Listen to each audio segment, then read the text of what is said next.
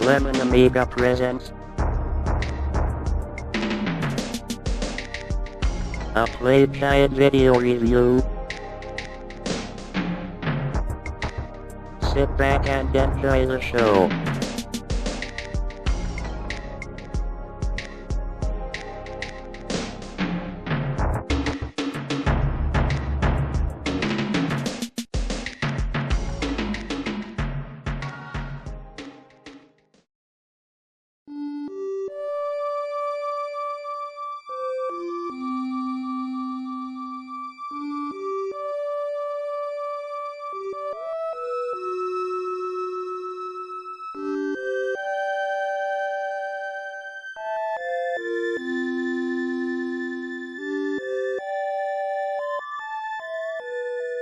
Hi there, welcome to another Lemon Amiga play guide and review. This time we'll be checking out Civilization. This was developed by MP Labs on the Amiga and released by Macroprose in 1992.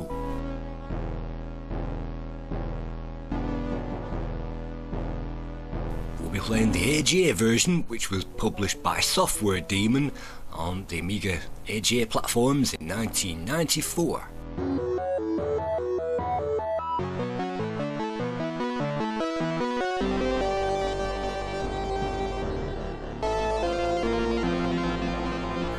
The game begins with a space intro where we get to see the formation of a solar system, and it gives us some nice introduction music as well.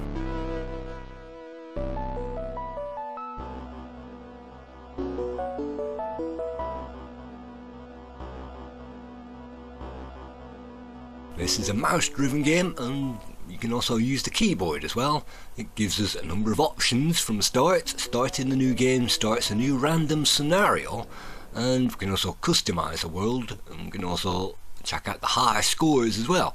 So this is a raw install, I think, from the WASD load version, so it will also memorize our scores. But for this I'm going to choose the Earth scenario, because the Earth is a fixed scenario, and that will mean that every time we play this map it's fixed, so we know where everything is.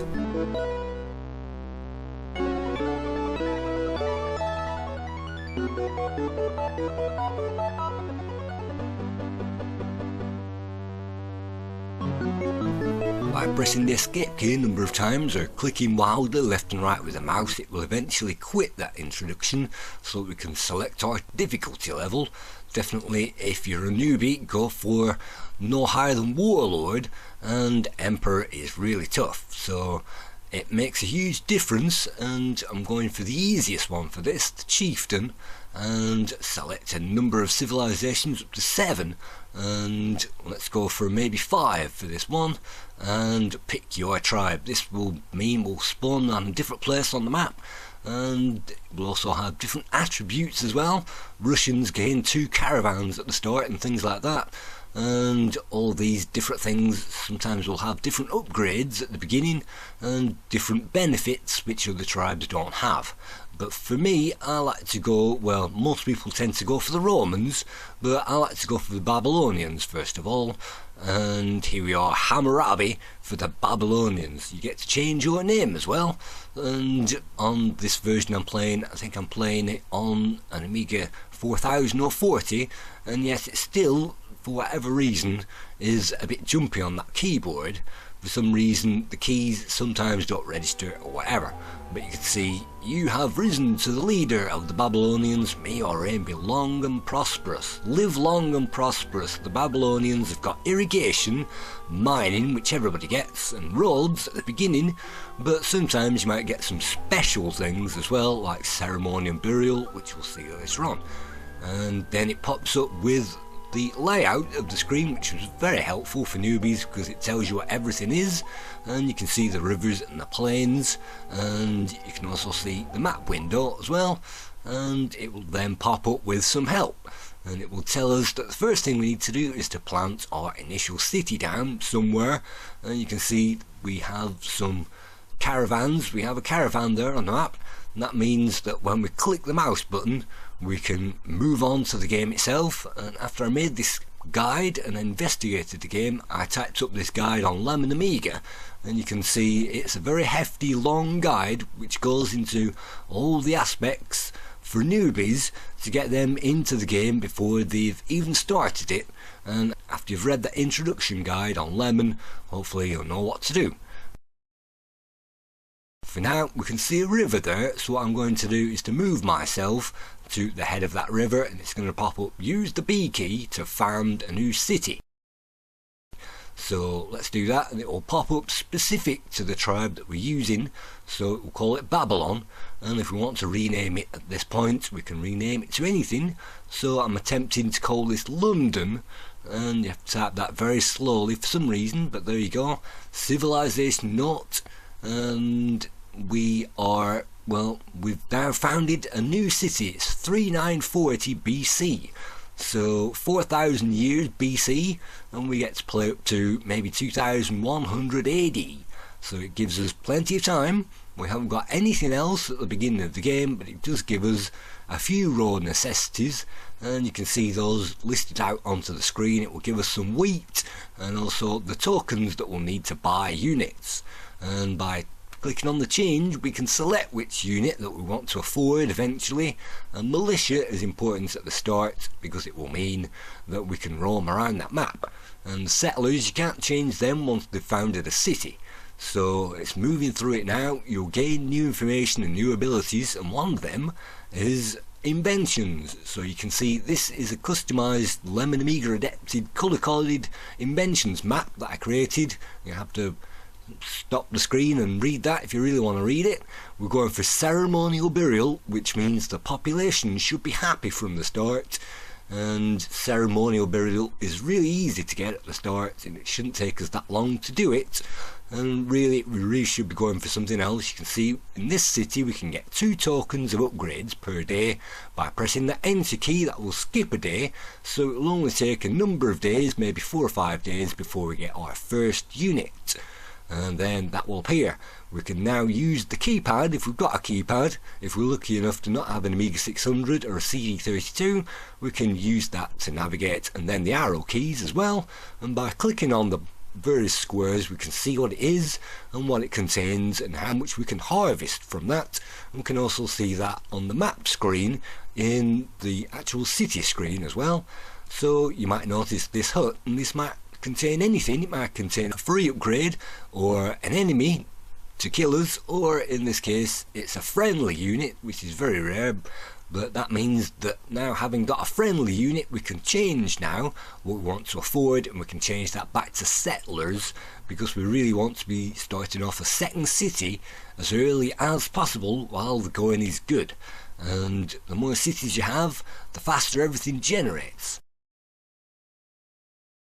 So we've now got another legion, and the legion and the militia, I think they can only move 1 square at a time, and because we're on the world map you can see that we've already found somebody else. That's the Egyptians, and they will eventually come out of wherever they are in Egypt, and they will have a word with us. Here we got an emissary from the Egyptians wants to speak with you, and we can click on that. Yes, greetings, hail. And Ramesses of the Egyptians wants to make a peace treaty with us, and if you select the chieftain, which is the easiest mode in the game, every single other faction will agree to join us without question.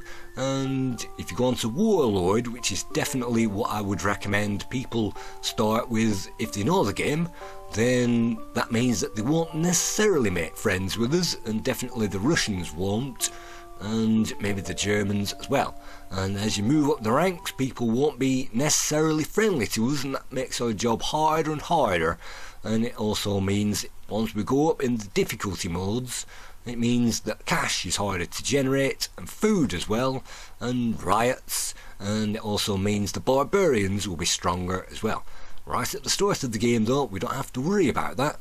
We don't see any barbarians or anybody attacking us at the moment, and because we're on the easiest difficulty level, it shouldn't be too bad.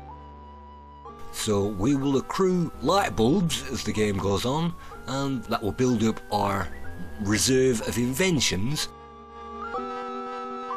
We've now invented that ceremonial burial that we wanted, and that just keeps people happy.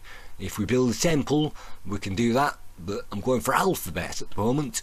Definitely when I was playing the game in the Lemon Amiga Games competition, head off towards the sailing port as early as possible, and then if you can colonise all of the parts of the world with your sailing ports early, it means that the enemy can't spawn in those regions, and that just means you can hem the enemy in locally, and it means you don't have to take over the entirety of the map.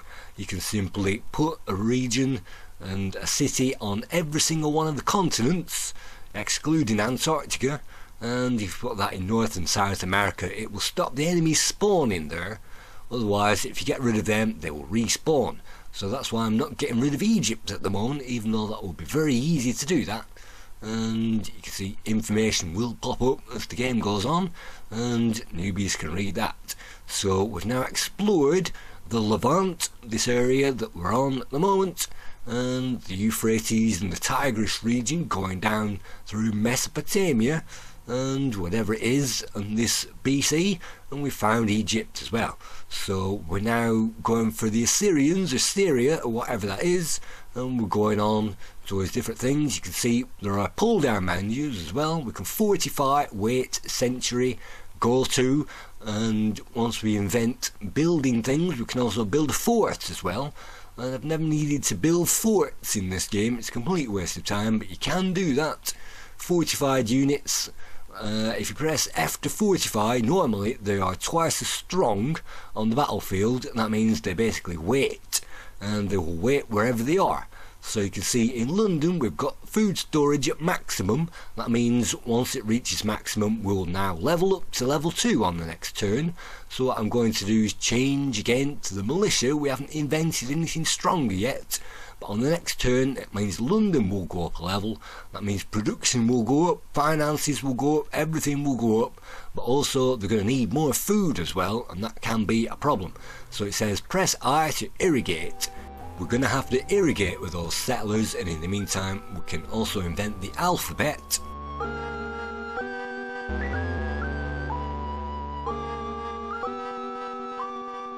That opens up the code of laws and map making and things like that. And map making is very good for sailing ships, so that's definitely the one that I would go for, but in fact I'm going for writing.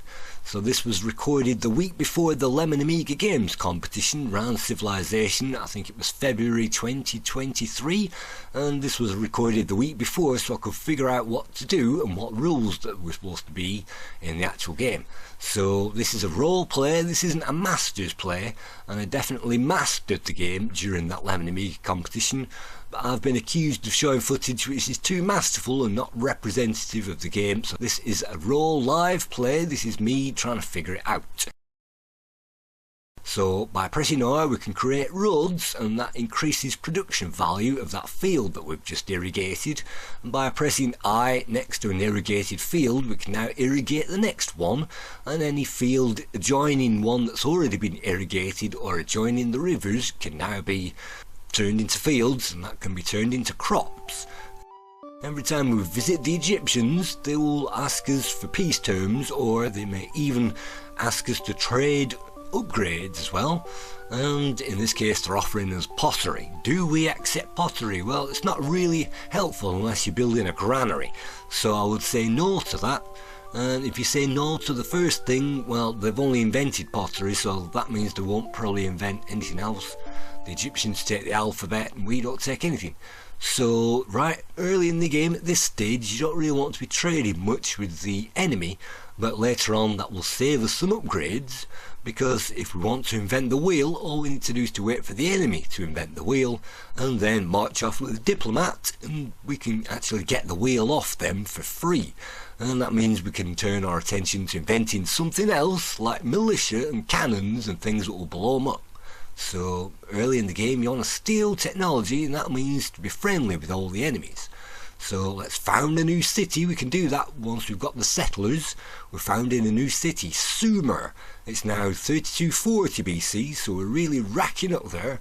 and Sumer definitely don't build within 2 squares of your main city like I'm doing. That would be a complete waste of time, but I'm building Sumer there anyway. You can see the river at the north of Sumer. That's definitely where I'd recommend building if you're going to beat the Babylonians. General principles. It's talking about things the barbarians are attacking, that's why those guys are in red, and if those guys aren't facing a defended unit, they will simply take it over. So I'm moving my unit in there and pressing F to fortify ourselves, and that will mean that the city strength means the defensive power of that unit goes up, or it doubles, and by fortifying it doubles it again. So we've now got strength 4 against cavalry, which is normally strength 2, and that means we survive that battle. Now, that place can only survive as long as we've got enough food to keep it alive, and at the moment we've got a surplus of food. That means our granary is building up, and that means you can see the surplus of food on the very top of there. That means as long as we have that surplus, and they're actually sharing fields at the moment with London, which isn't a great thing to do, you definitely absolutely want to spread them out a lot more than that. But this is a warm-up play, and we've just invented writing, which unlocks that diplomat, and diplomats, it's possible to win the game simply using diplomats from now on. So what do we really want to do? And horseback riding is relatively useless. It goes along with the wheel, and from there we can invent the chariot. I guess the chariot is a good thing to invent early on, so we'll go for that. The settlers really do take ages and ages to build up, and once you've built a settler, that will degrade the city status down by 1 level. So if it's on 2, it will go down back to 1 again. And the city settlers, well, you still have to feed the settlers whilst the settlers, and that's a bit of a problem. In the meantime, it gives us the option to upgrade our palace, so let's put a nice driveway on the palace and continue with our play. And then it gives us a quiz, Civ quiz, and if you are good at the game you can work this out without even looking up at the manual. Which civilization required this advance? Well, electricity and engineering, or electricity, mathematics and electronics, it's one of them, but because we've got the correct version it's going to say that we've got it sorted anyway. So that's the copy protection. At this point it will ask us if we want to save it up to a particular device. We're not going to bother saving it up at this point, and I generally use save states if I'm going to save up this game, just to make sure that I can access those. And it is possible to save up the game at any point in case you want to do that, but the real grip of this game is to advance through that fog of war. We're playing the world map, so we know somewhere out there will be other tribes, maybe the French and the Germans, maybe the Russians will be up there, and by falling over those huts sometimes it gives us some money, sometimes it even founds a city for us, even though we didn't really want to found a city. It's founded Uruk, which is again another Mesopotamian city. So we've got Uruk, and it's in a fantastic place. It's by the river that I mentioned earlier on, or a river, which means we can get resources out of the river for free. So definitely build by a river if at all possible. And now we need to build that up. We can build hanging gardens and temples and things like that, but obviously at the start I like to create the simple militia. That means we've got a defensive force which can pull back to the cities if we need to defend them. Ordinarily we can then explore using those, and once we've got our exploration done we can use diplomats to contact the enemy.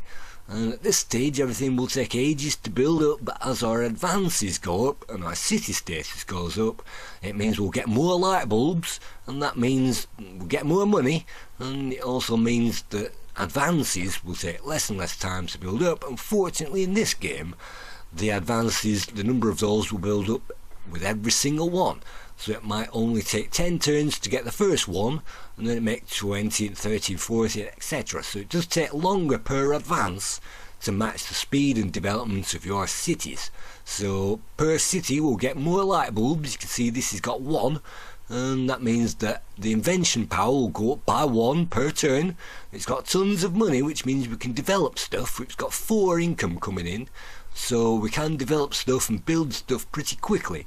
I'm choosing to build a useless temple at the moment. That's definitely what I would not recommend. That keeps the people happy, but we're on basically anarchy and feudalism at the moment, so people are going to be happy anyway. We're dictators, so we don't need to build temples to keep them happy during the game. And you can also build a big cathedral as well if you want to keep the people happy, and fine arts and things like that later on in the game. But early on in the game, definitely all I would recommend players do is to build a barracks. That means the units are automatically veterans when they set off, so veteran militia, veteran legions, things like that. So build a barracks, don't bother building a granary, because if you've got a granary, well, it's good if people are starving, but that's about it. And if you're built in a good place and you get the irrigation going, then you don't need a granary anyway. And during my plays I didn't build anything else, because building things in cities is a waste of time. It costs money to maintain it. It also takes ages. So what I did instead was simply used irrigation units instead. Using the pull down menus we could change the tax rate, and the tax rate, well, 50-50 at the moment. If you lower the tax rate, that means more will go into science, and it means you'll develop more. And 50-50 is what it's on by default. That's what I usually leave it on, and that's good for most players. The luxury rate, again, 50% to science if you don't give them luxuries.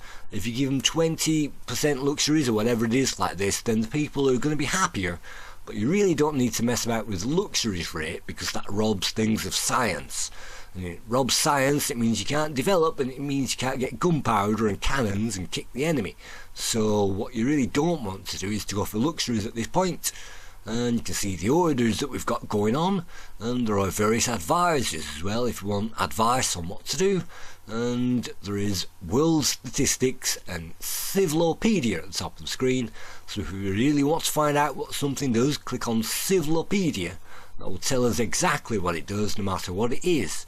And definitely if you're starting out in this game, if you want to find out what to build and wonders of the world to build, check out the Civlopedia, and it will tell us every single wonder of the world that we build. Will make sure that we get something for free, and a lighthouse particularly will make sure that you get one extra free turn on the water.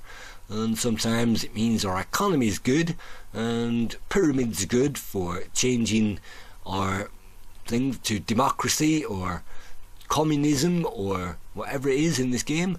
So some of those are good. The hanging gardens I think will only increase our morale, and it might make our city status go up as well, and it might make up some production value as well. But those things take 99 turns at this point, which is too many turns. So now that we've invented the wheel, what I'm going to do is invent that chariot.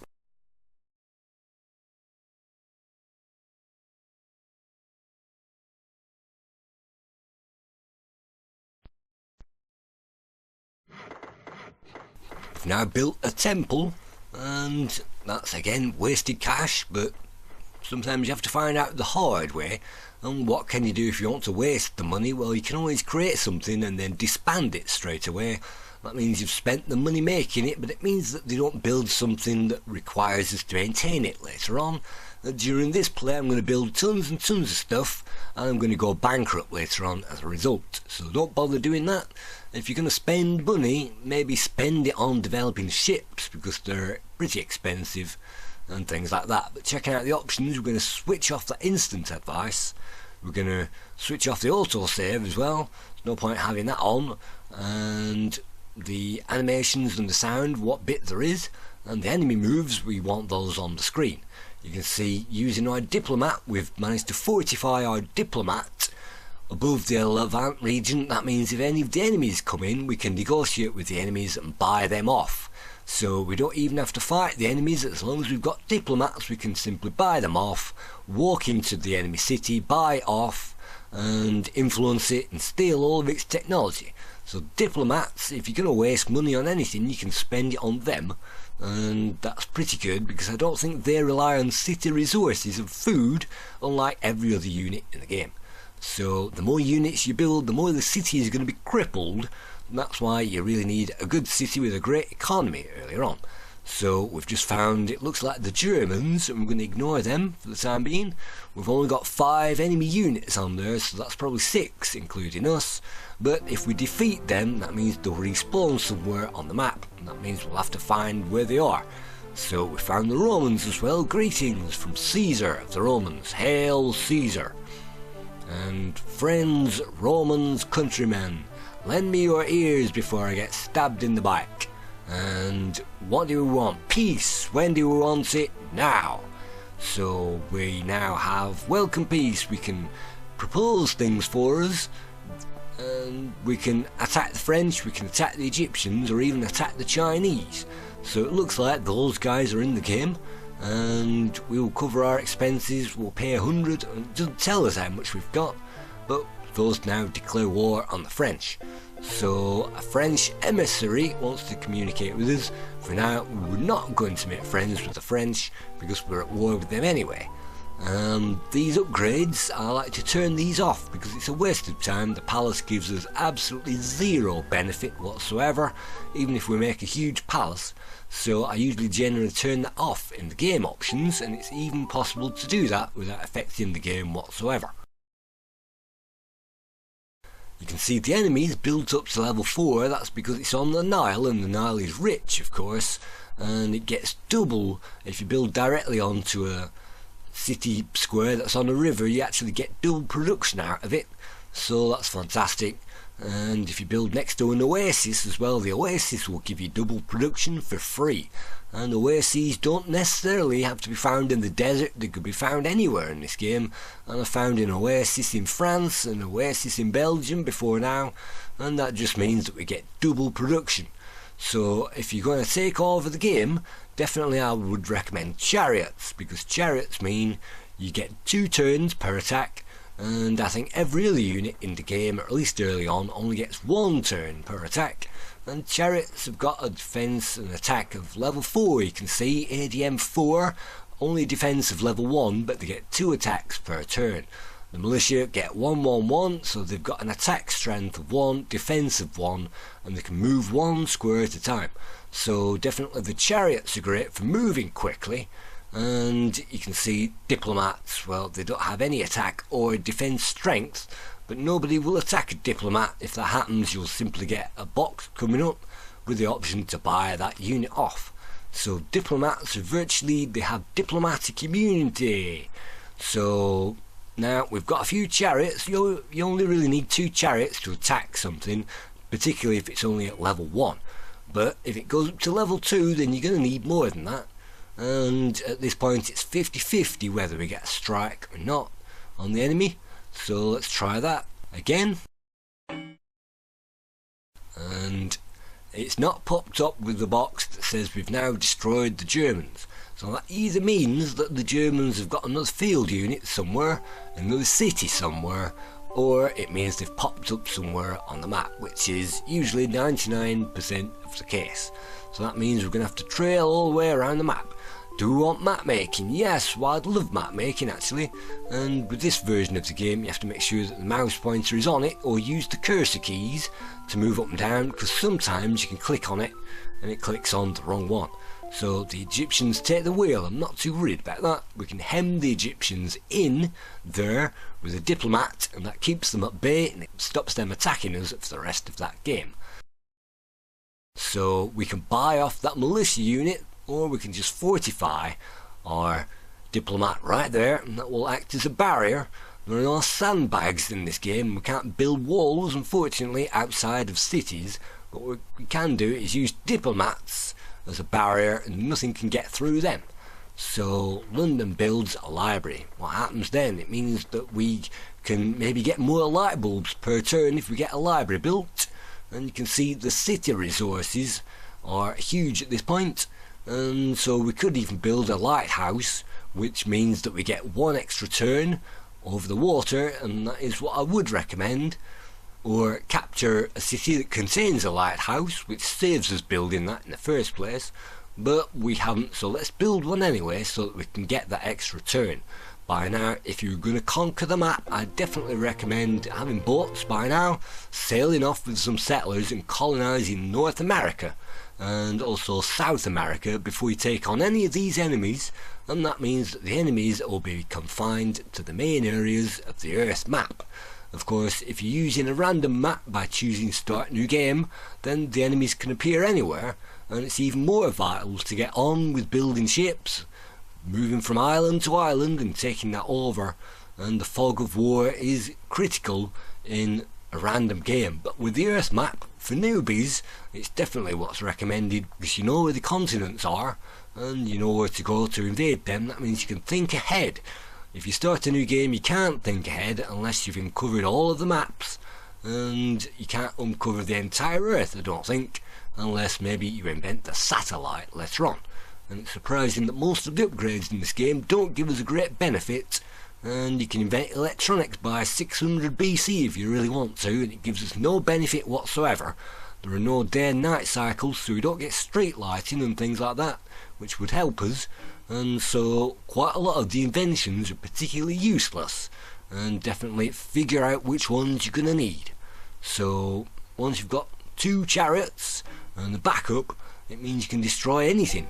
So let's capture. Sometimes when the enemy city is down to 1, you can simply walk in and capture it if it doesn't have anything defending it, and you have to make sure, well, if the city is on 5 and it's got 2 militia defending it, we can knock it down to 3 by the time we've finished attacking it and then take it over. And so sometimes it's best to let the enemy build up first of all, and that means when we take it over there's a greater chance of having that city having those resources, because every city generates light bulbs and every light bulb generates an invention. So if you've got 5 cities by now, it means you can invent your way through things much quicker. So we've got masonry, so now we can get the pyramid built, and for now, well, mathematics is what I'm going for at the moment. Nineveh builds a temple, and we've got the barracks, maybe a library if you want to get more light bulbs. You can see no light bulbs are actually generated in this city so far, and we can move around the resources, and maybe we can generate some light bulbs by moving those around on the resource screen, which is in the middle of that city screen.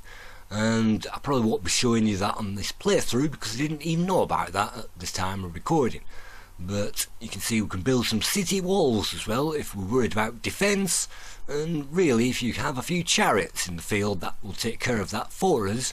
But city walls again take a fortune to maintain, and if you are being attacked and barbarians attack, then that means the city status will go down by 1 as people start to panic, and that's not really very helpful, and that means city walls and city strength is difficult to maintain.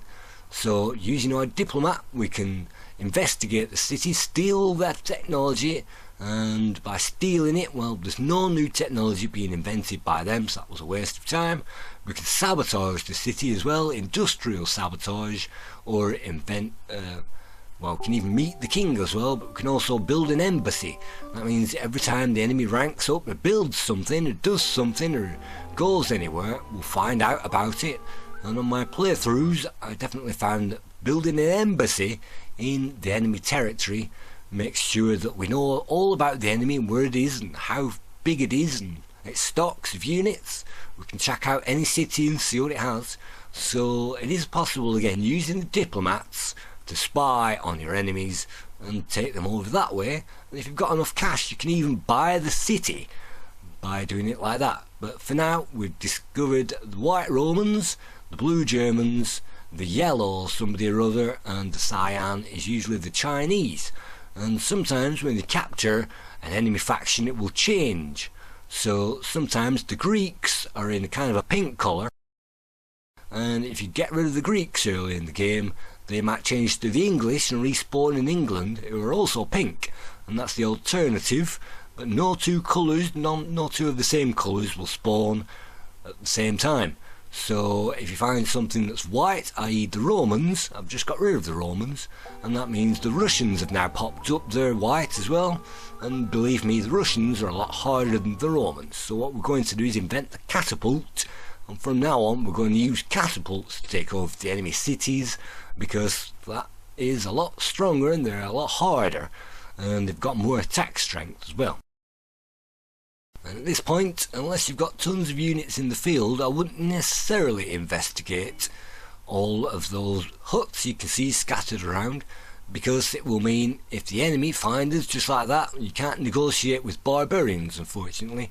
That means that the barbarians can take over our city, and we haven't got much in there. We've only got one militia, and if we spend the money, well, we'll get some forces on the next turn, but unfortunately the enemy will attack us on the next turn as well. So no matter what we buy, we're not going to have enough time, unfortunately, to save this city from being attacked.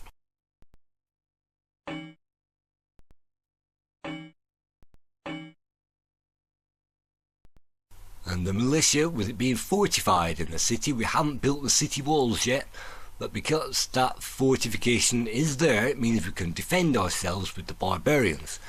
And we've just built the city walls, which means we get double strength again. So we're now building one light bulb in here, we've got one corruption, but we've still got a trade surplus, so that means our granary is going to keep going up, and that means the city will keep going up every time that granary is full. So every time we move up, it means we can get more light bulbs as well. So we've now got literacy as well, so we can get monarchy at this point, and that will increase production values throughout the empire. And the Republic as well, that will do similar. In fact, every single time you rank up in monarchy, that will automatically rank up our production values, and even if you choose feudalism and rank up to that, it will still do that.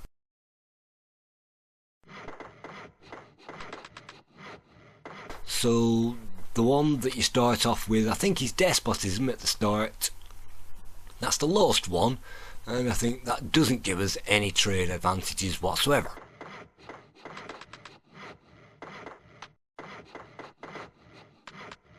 So whilst you see me continuing to waste my money on these useless resources, you can see, well, I've just built the pyramids, and pyramids take a long time to build, and by now you really should have taken over most of the enemy. But that means that we can change to a different type of rule, and we don't get a rebellion.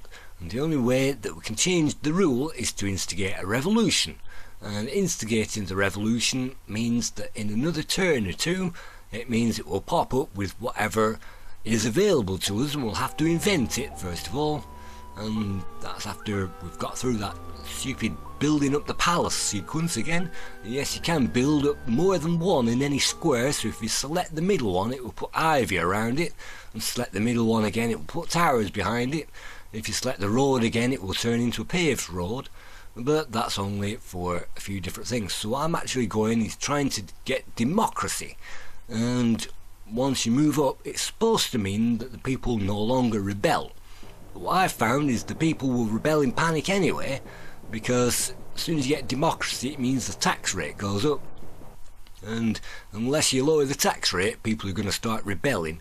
And you can see all those red fields on the map means that someone else is using them, and we can't access those red fields. And you can see if I make the people happy by starving them out for a bit, the food storage will take a hit. You can see that we can employ entertainers in the different places to stop people rebelling, and that might be alright for one turn. We can see that by clicking things off on the map, entertainers will appear, and if we have two entertainers, hopefully it will keep everybody happy. And in the meantime, we've just invented monarchy. That's a waste of time if you've already got democracy, but we've just done that anyway, and I really should be again building up towards map making and kind of the route towards books at this point. Everything else is a waste of time, and I'm just going to lower the tax rate as well whilst everybody is in rebellion, and hopefully once they've stopped rebelling, you can see the militia on the map waving their arms about, discontented citizens that have now restored the order. In Sumer, I think that said, let's move back to democracy again. That means we'll get a new cabinet forming, and London is still in rebellion. That's not too bad. And what do I do at this point? Do I increase the luxuries to stop them rebelling at this point? It is possible to do that, and the longer your city is in rebellion, the more resources they'll take up, and as soon as the granary, whatever it is exhausted, then that will mean the city goes down all the way to size 1 again. You'll have to build it all the way up from scratch. So you can see the diamonds there means that they're getting plenty of luxuries in because of the luxury rate, so that keeps the people happy. And the food storage, we haven't got a surplus, that means every turn it will go down from now on. But by keeping people happy, Wheel of the President Day is now celebrated in Uruk, and that's entirely possible. You can see due to the CPU caches that I'm using, means the graphics are a bit flickery, and that's because I'm using a fast CPU at the moment. This is the AGA version. It's a lot more colourful than the ordinary version, and I've played this, or I used to play this on the 386 PC, so this is virtually identical to what we got on the PC version. So the AGA version is more or less it. Food storage is exhausted because we forgot to change the luxury rate and things like that, and we forgot to click the fields back on. It means we've got another rebellion, and now the food storage is virtually exhausted, we're going to have to click those fields back on again, otherwise the city status is going to go down. And that's definitely what you don't want, because having to build things up from scratch again takes ages, and this is definitely a pitfall. What I'm trying to do is build a courthouse, and you can buy things and force buy things at this stage. Definitely I'd force buy boats at this stage if I could communicate with myself, but at this point I'm not doing that, so what I'm doing, wasting some cash. So it is possible eventually, if you restore some law and order, that will also help to restore the order in various places, so you can actually buy your way through to restoring that. It took ages and ages, and I exhausted all my resources whilst doing that, and it's saying in desperation I'm going back to despotism because I'm failing miserably to get them through to democracy. But you have to choose something like that, because with democracy it means your city status is no longer limited to 10. So if you are on despotism and your cities are all the way up at 9 and you can't move anywhere, you're going to have to move somewhere, either democracy or the republic, to make your cities go up any quicker and bigger, and you can have huge cities in this game and have millions and millions of people. On despotism, it virtually means that you take command of the cities by ordering them to surrender under military rule, and you can take on being a military dictator again if you really want to do that. And so you can see London is all the way down at size 1 because of my pathetic attempts to keep rule and change luxuries and all that lot. So what I'd recommend is 20% tax rate and things like that, and you can go up to 50% tax once everybody is happy. In the meantime, it's always a good idea to keep at least one lot of settlers going on the map, and that means they can generate food for the developing cities. Definitely if they aren't by water, you're going to have to do that. Every time they go up, you're going to have to build one field, and if you don't build them close together like I'm doing, hopefully you're going to need to build one field every time it goes up. So we found somebody from the Chinese eventually, and they are now known to us. We can contact them, and they've probably invented quite a few things by now, but we can demand that they attack somebody else, or even demand some money out of them, and being on the easy level it's probably a good idea. Spies, it's saying funds are running low now because of all our expenditures. We've now got 10 credits left in the bank, which is ridiculous, and we're now on 300 AD. If you can beat the game, the entire game, before, let's say, 200 AD, then you get a bonus for beating the game. If you do it before 0, then you get a big bonus, and if you do it BC, then you get a huge bonus. And in the Lemon Amiga Games competition, certain players beat it before 1000 BC, that means they got a huge bonus. To beat the game, you have to destroy all the other civilizations as quickly as possible, and by taking your time and raiding tons and tons of things with chariots, it's possible to use those turns to get the whole map done and get a huge score by beating the game by, minus 1000 BC. It is absolutely possible, and the designers give you a huge score for doing that. If you wait till the end of the game, you might get a huge score if you've invented interplanetary drives and got everybody colonised on Alpha Centauri or whatever it is, Proxima, whatever it is, and if you get 2 colonies going on there, then you've expanded your empire and you get a huge score for doing that. But if you keep pace with the enemy throughout the game and simply close your eyes and sleep your way to the end of it, it will eventually bottom out at maybe 2100 AD, and that means you'll get a measly score for keeping peace. You'll get a peace bonus, but you'll get a measly score for doing it.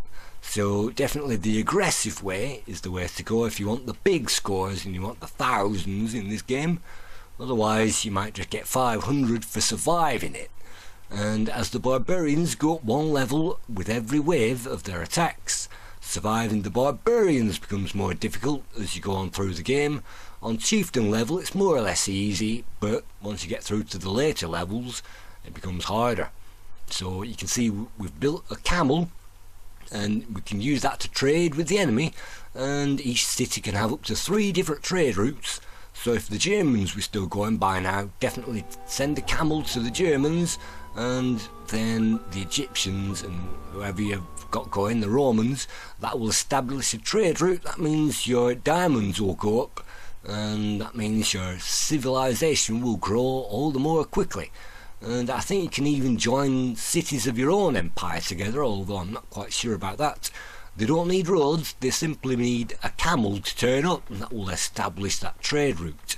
So camels are also great, because if you want to build a wonder of the world, like a Colossus or something like that, you can send a camel in, and that will actually help build the wonder of the world. So everything that you build in this game has knock-on effects, and what will you do? Help but keep the wonder or keep moving. So the camel in this case gives us the option to build the wonder.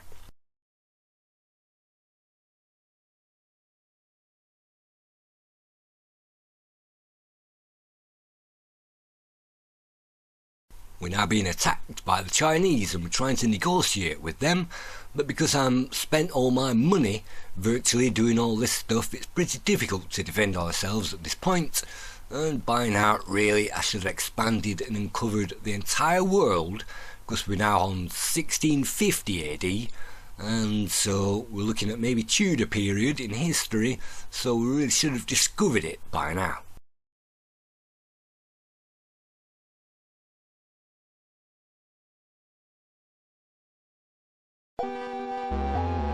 It was designed by Sid Meier, however you pronounce that, and Bruce Shelley, who also worked on Railroad Tycoon in 1990 before this, and the code was Laurie Sinnett, who also worked on Knights of the Sky for the Amiga in 1991 before this, and created the graphics for that. And the graphics were created by Mark Scott, who worked on Jeff Cramond's F1 GP in 1991, and F-15 Strike Eagle 2 for Macroprose, and also Amanda Roberts, who worked on Gunship 2000, and later Mark and Amanda worked on Subwar 2050 for Microprose, which I think was one of the last games ever released.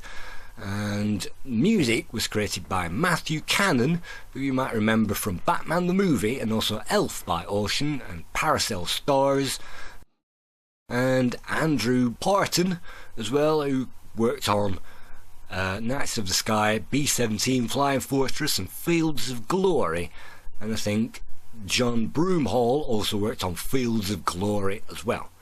And so those guys mostly worked on the PC version, I think, but those were faithfully ported across to the Amiga, and you can see that they've done a great job with the AGA version, which gives us a few more colours. And in this game you have to look at Siberia as well, because sometimes enemies will respawn in Siberia, and you have to look out for the Chinese and the Aztecs as well in South America. If you don't colonize South America quickly enough, the Aztecs are yellow, so if you get rid of the Egyptians they will respawn as the Aztecs. That's not good, so go over to South America first before you kill the Egyptians, if in fact the Egyptians are on the map. And it's these things that you only learn by playing it, and at the moment I haven't got a clue what I'm doing on this particular playthrough. We're rushing through it as quickly as possible, building up all our resources, but it's only by playing the game and learning how to defeat it that it makes it actually possible. And on the screen it tells you the civilizations which exist. I'd definitely check that out as much as possible. I think it's F6, this one here. Once you press F6 it will tell us what civs are left to defeat, and that means that we've got a rough idea, hopefully, of where they are on the map, as long as we haven't defeated them. And if we have, then if we know the opposite colour, then we'll know that the Romans will respawn as the Russians and things like that. But just because they are the Russians doesn't necessarily mean that they'll respawn in the north area of the map. They could respawn in North America, South America, Australia, or even Siberia, and it's up to us to find them. One of the downsides is, if you uncover the entire map with the fog of war completely removed, if the enemy respawns in the area they won't appear, so it means you'll have to go through the entire map again until you find them. And that's ridiculous, because it means sometimes if someone pops up, like the Chinese for example, you could uncover the entire map, and then if the Greeks pop up again in that area, if you haven't got a unit there, then the Greeks could build city after city after city, and it might not end the game. The map could look completely clear to you on the big map and the small map and all of the maps, but the Greeks might have a monopoly. So the only way you can find that out is by exploring the entire map again.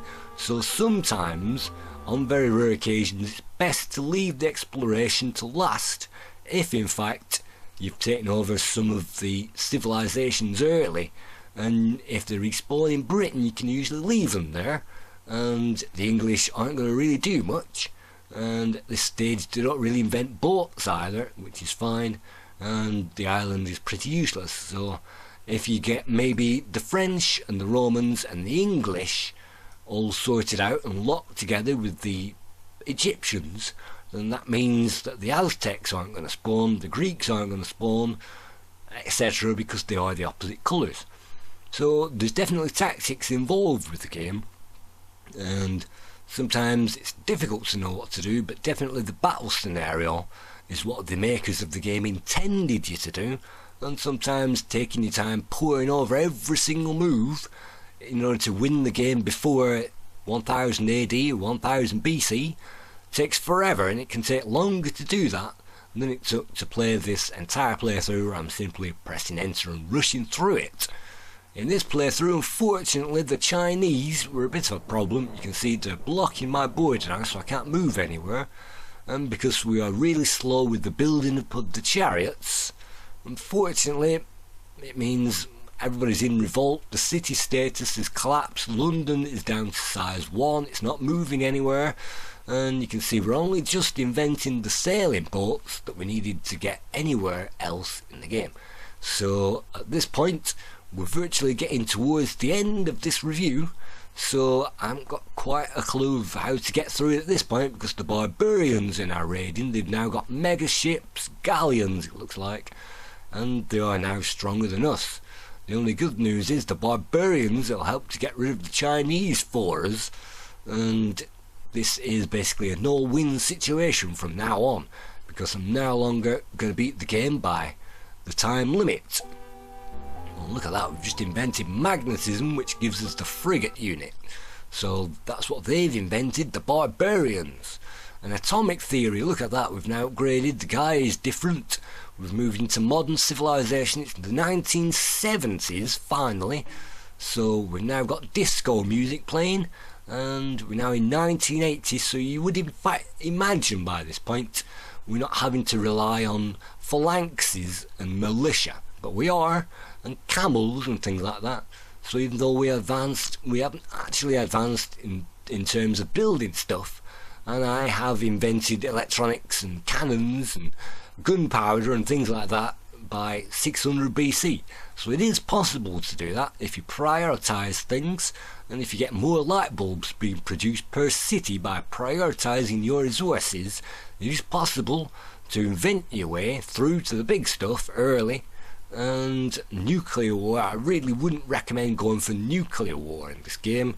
There was an urban rumour that Gandhi sparked nuclear war because of a bug in the game, but that's just an urban rumour, and that was really a rumour spread around because of Civ 5, which came out, and I think Civ 6 also has that same bug with Gandhi and his nuclear war, but in the original Civs that doesn't apply whatsoever, so we don't have to work out that. All we have to work out is our money and income. If you press, I think it is F4 or F5, it will show us how much income we've got coming in, and our expenditure as well. Definitely press that button, and that will tell us at this point that we can't afford to maintain our cities, and we can in fact sell off all of the things that we've built. It's just a complete waste of time to build them in the first place. We'll also get bonus score for building certain wonders of the world at the end of the game, even though it's a pathetic bonus score. So we've invented ships, now we've found somewhere else it's white, so it has to be either the Romans or it could actually be the Russians, and yes it is, it's Russians. So Russia is now somewhere around, well, I'm not quite sure, let's check it out. They're offering us horseback riding. We don't really need that because that's knights in shining armour, and they want the secrets of gunpowder that we've invented. So we can ignore the hollow threats at this point, because at this chieftain level they're not going to attack us and their threats are hollow. So chieftain is basically walking through it with your eyes closed, and it's only until you get to warlord level that the game really starts to open up. But you can see they've now taken over a huge place there. They've respawned in the middle of Central America, and maybe Guatemala or maybe Panama, that kind of region. So if you like, Guatemalan jungles invaded by the Russians. So you can see we've built everything at the moment, including the Hanging Gardens of Babylon and a Colosseum to keep the people happy as well. We're actually going to sell that because we're struggling for money at the moment and we can't afford the resources that we've built already, particularly in places like London that aren't big anyway. So building stuff is unfortunate that you can't select build nothing in this game, because you really should be doing that and building chariots like crazy, and that means you can see we've only got one catapult defending that area. We really should be on the attack and on the aggressive, otherwise the enemies are going to make mincemeat out of us.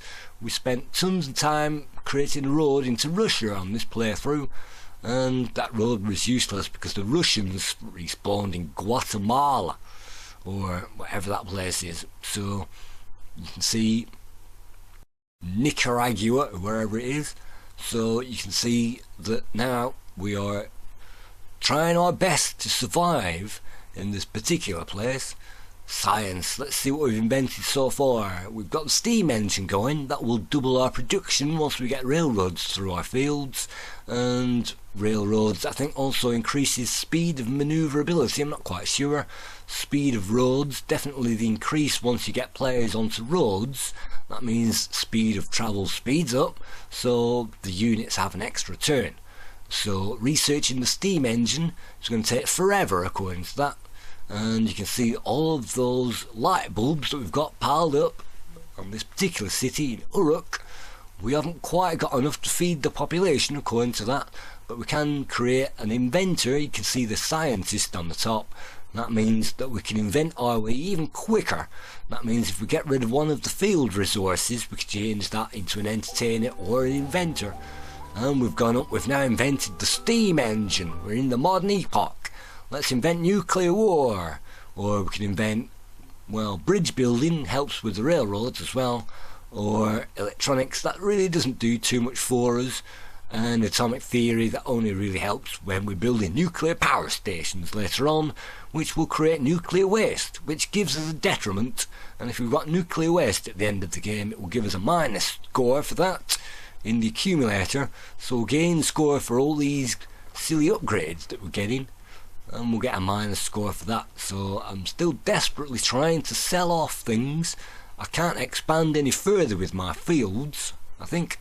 And maybe I could make use of those rivers. Actually, looking at that, I should click off this one. Well, that's already a river. That gives us an entertainer. But you can see we're still 3 deficit, so we can't build up the city until we get the people happy, and it's pretty difficult with the cities so close together at this point.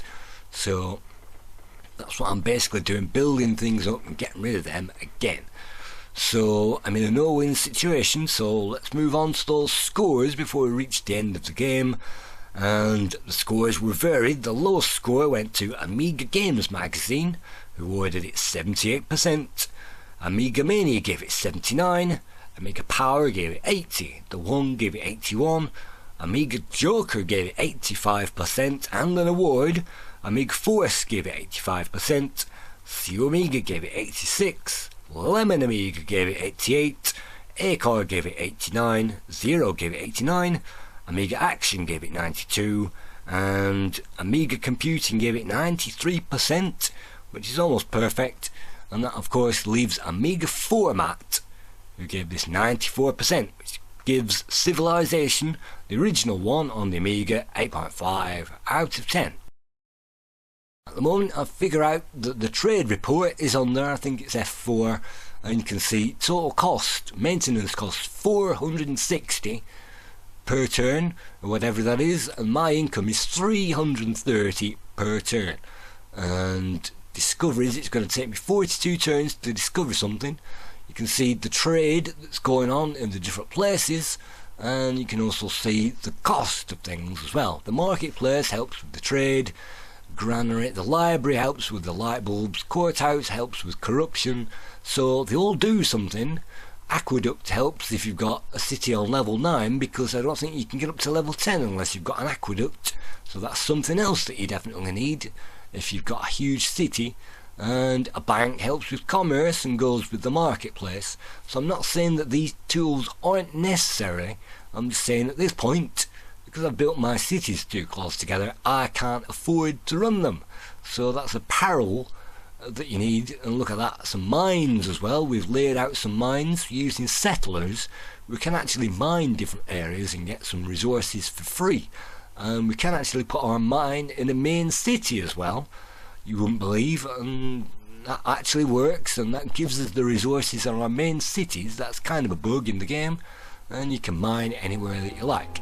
In the meantime, using our Amiga 3000, we've just invented nuclear war. So that means, well, looking at the big map, you can see that this is one I've adapted from the fold-out map that you get in the actual game itself, and I've added a few more arrows to them, and the colour-coded map makes sure that we can figure out which way that we're going, because some of those are scientific and some of those are exploration and some of those are to do with gunpowder and explosives and things like that.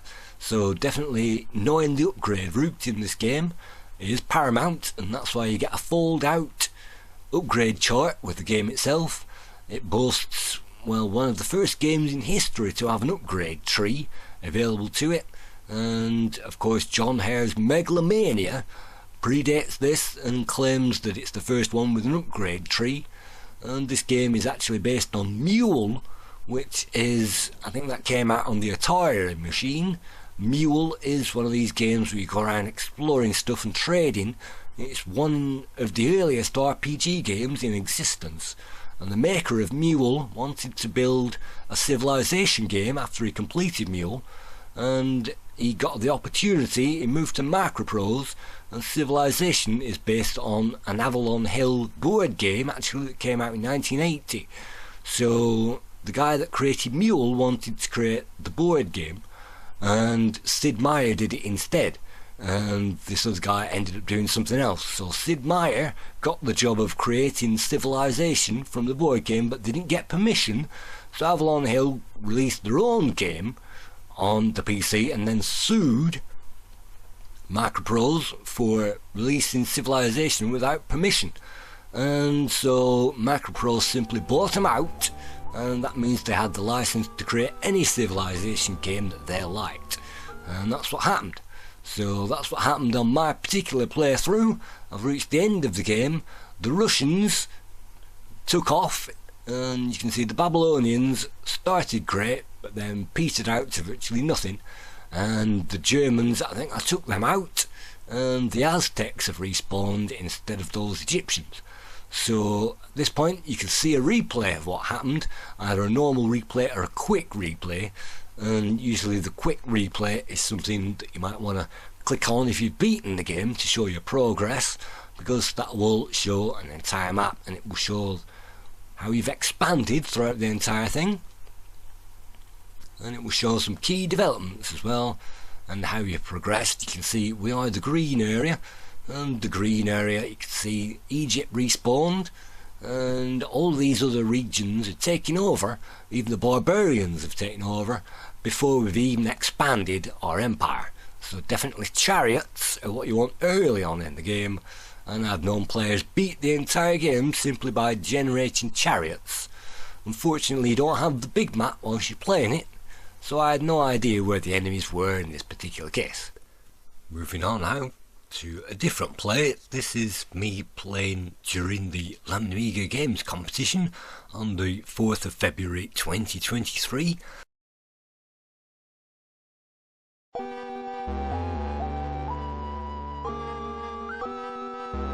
We start off with a number of upgrades. Those appear at random, and this is us playing the Earth scenario, because once you know the Earth scenario you get to know where all the enemies are, and that makes the game a lot easier. If you're playing with the different islands, then the enemies could be anywhere on the map, and that makes the game much harder. And if we contact the enemies and get lots and lots of skills first of all, that will really help us later on. Definitely horseback riding and ceremonial burial will come in handy. So this is edited highlights of my play during the Amiga Games competition. We'll see how far we managed to get. By pressing those F keys we can see the tribes that are remaining. We know that the Egyptians are there. The Russians, well, they can only be in one area, so that gives us a general idea of which way that we're supposed to expand. And this one, it looks like a Russian that we found straight away. So if we get on the move straight away and start planting things down straight away, it will really help us. And this one, being next to the Mediterranean, it means we can set a boat off from this one, and because it's fairly close to our main town, that should be a good idea. I'm just going to build a barracks for now so that all of our units are veterans, and building a barracks in every city is definitely the first priority. And the second priority is discovering the wheel so that you can get the chariot. That means we can move 2 squares instead of just 1, and that means the map gets completed and covered much quicker.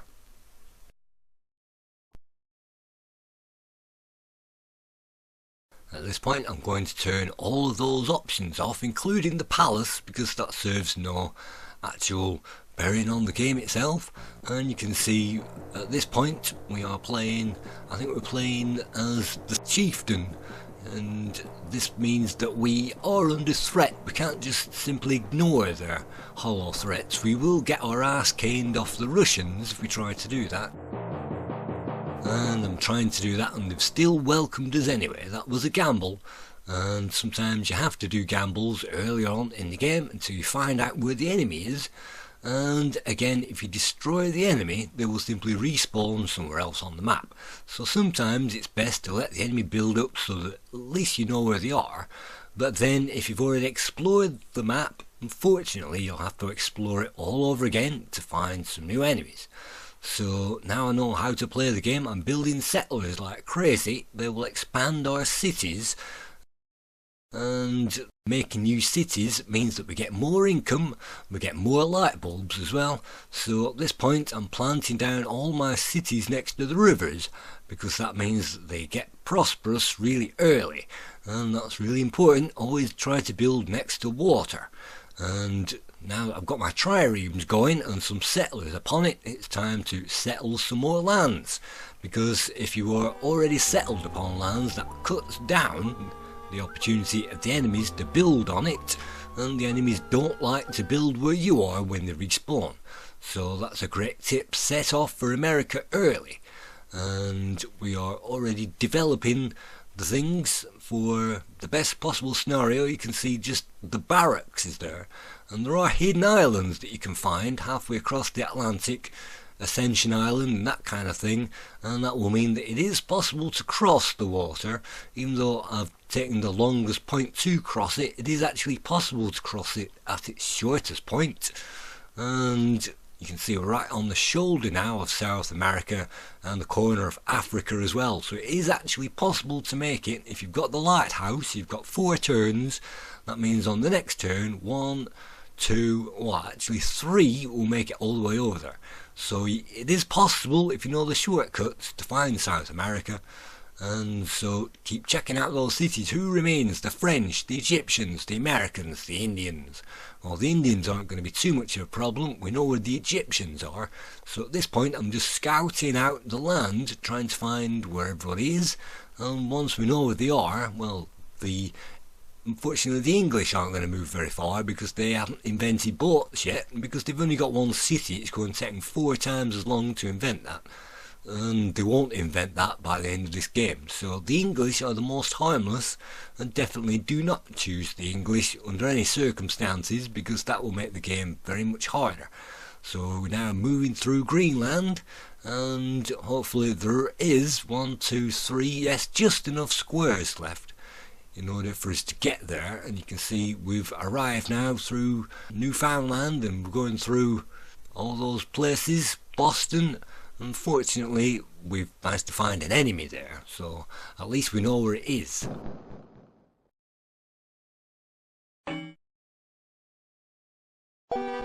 Just to make my life easier, I'm going to get rid of the Russians, and that also gets rid of the field units as well. So it doesn't matter how many field units they have, as soon as you get rid of the main city, all of those will disappear. So if you're facing a massive army, just take care of the one main city, and if it's the last city, everything else should disappear.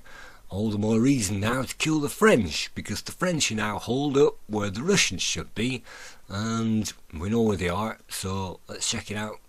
We have found Paris, and it's all the way up there where Moscow should be. So if we knock out Paris, hopefully all these other guys will lag behind. As long as we've got catapults and chariots, we can now rampage around the map. And we can't move anywhere, unfortunately, if the enemy is adjacent to us. Well, luckily we can flank them, and hopefully by outflanking them we can get through our turn, and we can attack. Even though we are blocked on all sides, as you can see, we can still attack. So that is possible, and now we can capture that territory. So everything becomes much more available, and also cheaper as well, because you'll find all the things that the enemies now developed are now possible to build. And if you've got 4 or 5 cities, things become much more cheaper. And so that's what we're aiming for at the moment. We've now managed to get another city going in India by taking over the Indians. And now we've just taken over, it looks like, the Egyptians, and they will respawn as the Aztecs. That's another yellow colour. So now our next priority is to go down to South America.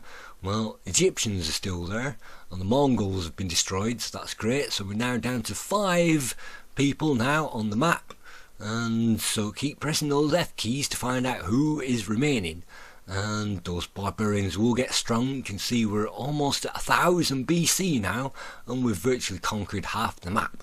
So we've discovered the Romans. They hold out in Australia, and 1 catapult and 1 chariot at this point is enough to knock out this civilization. Would probably need 2 catapults or 2 chariots, and the chariots get 2 opportunities to attack as well. So that's 3 opportunities to attack with this combination. That gets rid of them. And we are already all over the map, so it's running out of places to respawn now for these enemies. And the English as well, let's get rid of them. And they might have built up a huge army by now, but because we've got so many catapults, we can easily bring them in from the continent. And that means the Earth scenario is pretty good, because we can simply pile catapults into that area. And you can see we've now discovered finally another one, and it's in North America, absolutely adjacent to what we were building, and we won't find that unless we absolutely fall over it, and that's one of the drawbacks of this game. So that's the English court, and that spawns the Greeks, because they're also pink, and that spawned them on the opposite side of the map. Luckily we managed to discover them before they've even built a city, so we can negotiate peace with the settlers, wait until they build a city and then conquer them. So there are only a few enemies left on the map now. We're heading towards 400 BC and we're rapidly heading towards the deadline for getting the big bucks, but we've managed to get rid of most of the enemies and only 2 remain. So that's definitely my tip to how to conquer the land. Definitely get into boats and set off early and try to conquer as much as possible as early as you can.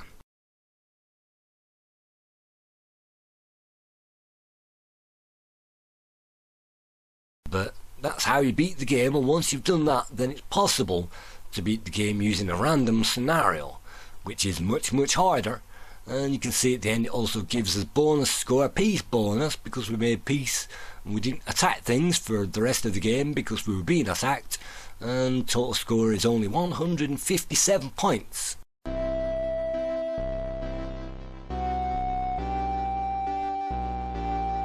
Sire, your civilization rating is 3%.